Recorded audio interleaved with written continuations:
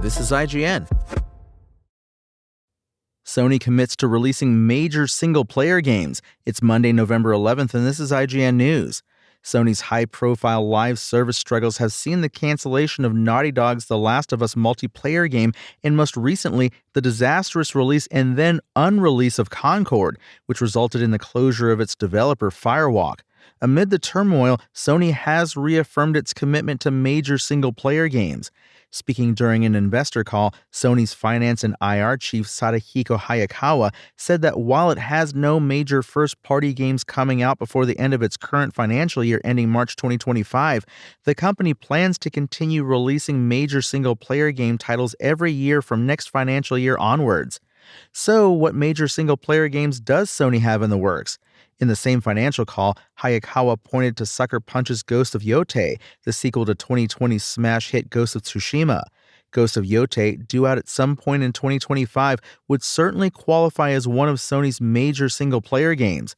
Sony is also set to publish Kojima Productions' Death Stranding 2 on the Beach as a PS5 exclusive at some point in 2025, so that's at least 2 next year.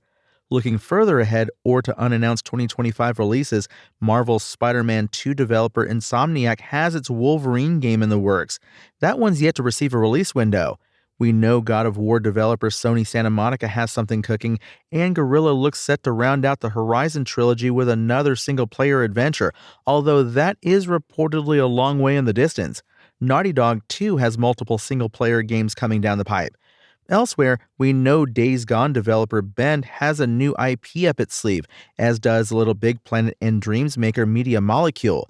Returnal developer Housemarque is working on something new, as is Bluepoint Games and Firesprite.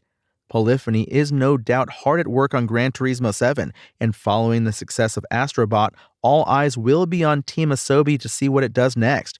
That's a lot in the works at PlayStation Studios to come over the course of the next few years, or however many years the PS5 has left in it, before Sony releases the inevitable PS6.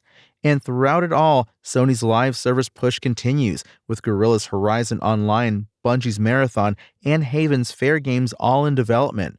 Meanwhile, Sony continues to do deals with external developers that see single-player games launch first on PS5.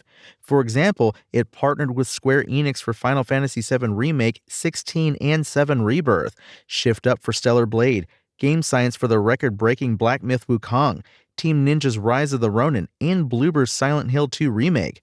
Thanks for listening to IGN. My name is Tony Jackson, and for the latest game and console updates, visit us at IGN.com. Spoken Layer.